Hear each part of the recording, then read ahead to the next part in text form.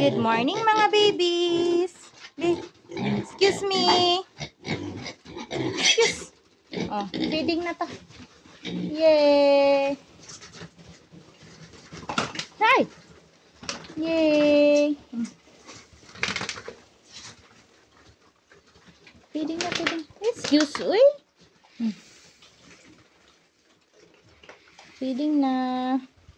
Ikaw batik. Kumusta?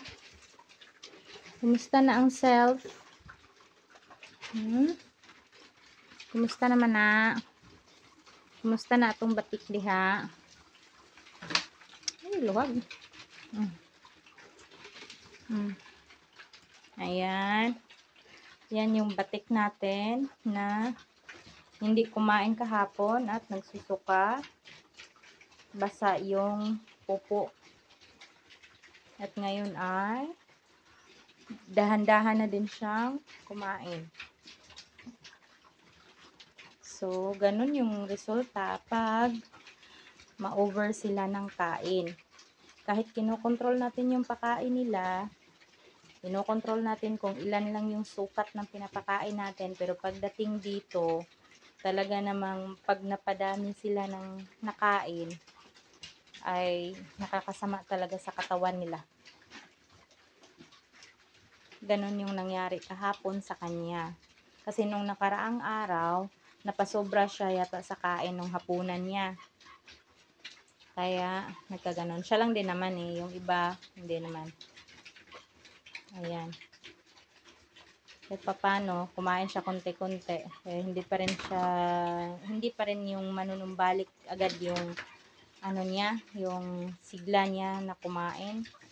Pero at least kumain na din kasi kahapon hindi talaga yan kumain. Mula umaga hanggang hapon. Nung hapon kumain siya pa parang pa kunti-kunti lang.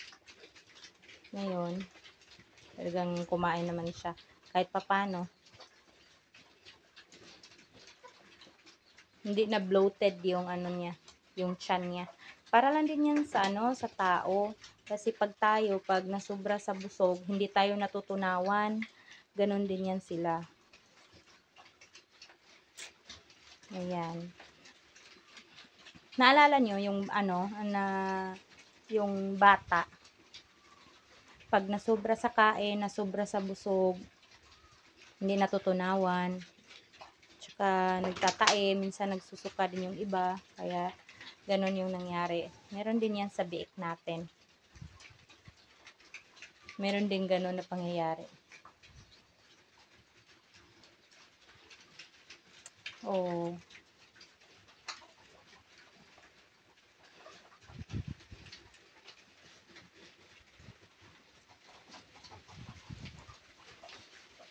Kumain na din sila.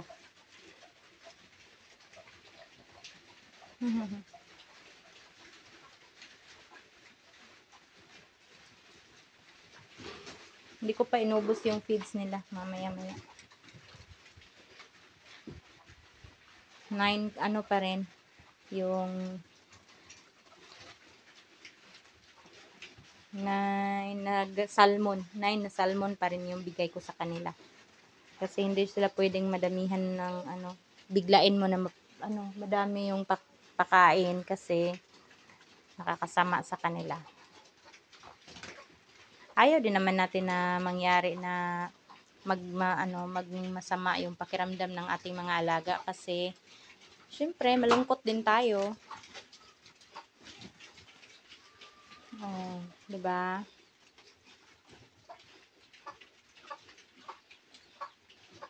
Pa to eh. May tanghalian pa to mamaya. Maghahapunan pa din. So, hindi natin masyadong damihan para matutunawan sila.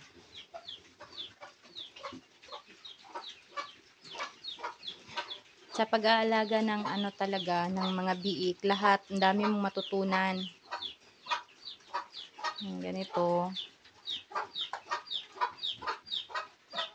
Nung unang alaga ko, talagang kabado ako pag nagkataon na may mga ganyan na bigla lang na susuka yung nung alaga, tapos di mo naman talagang wala naman ano sa kanya, bigla na lang sumuka tapos hindi kumakain. Siyempre kinakabahan ako kasi na paano na 'yun. Pero nung pangalawa, sabi kasi ng papa ko, okay lang 'yan, nasubraan lang 'yan sa kain. Ano lang din 'yan. Eh, kaso yung isang araw, buong araw hindi kakain ng umagahan, tanghalian, minsan hapunan hindi pa rin. Talagang kakabahan ka. Pero masanay ka na lang din. Bigyan mo na lang ng pangpagana ng kain.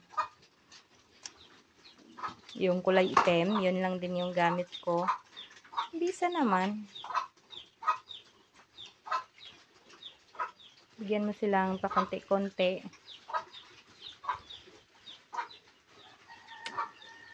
Para manumbalik yung ano nila ng kain.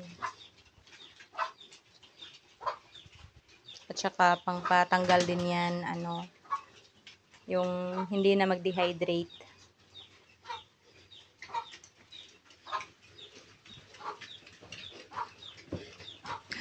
So, bago kasi ako nag-umpisa ng ng pag-aalaga, nanonood ako ng mga ibang vlogger. Nanonood ako, baka may makuha akong aral sa kanila, kung anong mga ginagawa nila pag may mga maliit na karamdaman yung mga biik, yung mga alaga, anong ginagamot, yung hindi tayo umaasa sa lagi na lang mga injectable o yung mga medisina na bibilhin natin, kasi meron naman tayong magawa na yung paano lang, dito lang sa atin, yung hindi nakakasama sa mga alaga natin. Kasi pag lagi tayong nagbigay ng injectable sa mga alaga, syempre, nakaka-effect sa atin yan. Napupunta sa tao din, di ba? Kaya, bigyan lang natin ng pakunti-kunting gamot na kung anong nakikita natin dito sa paligid natin, sa kung anong meron tayo dito sa probinsya, para hindi natin kailangan bibili agad. Kung meron namang panglunas at kung madadala naman sa panglunas na meron tayo dito, pwede na yan.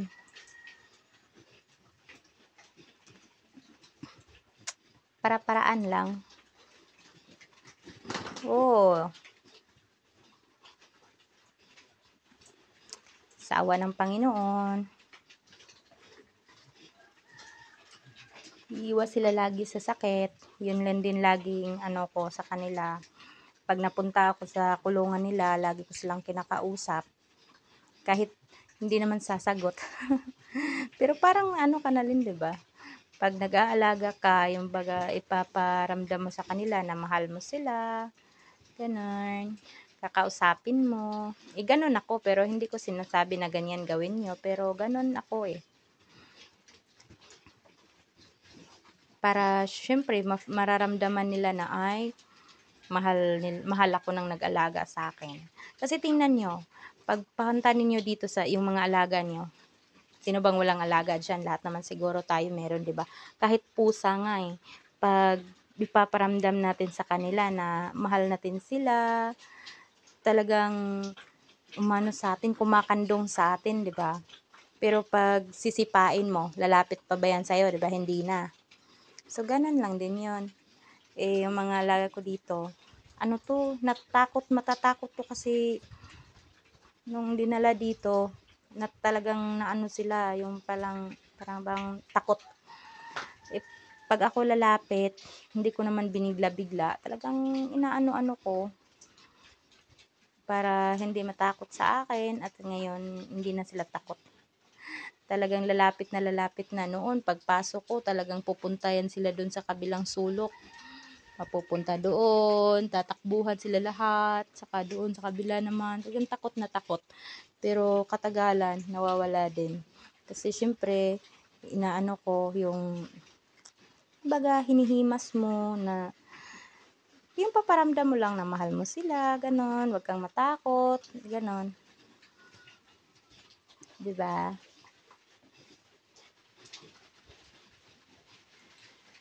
Kung sa Bisaya pa, pang paaghop baga. Paaghop. Hapoy. Ihapoy mo daw. Diba? Ganun talaga yun. Kahit anong hayop, pag parang matatakutin sila, wag mo rin takutin para hindi naman, para hindi tuluyang matatakutin na din yan at saka tatakbo-takbo bigla pag may tao o may mga lalapit. Kaya mo lang, lalambing-lambingin para hindi na sila matatakot. Oh, gaaway.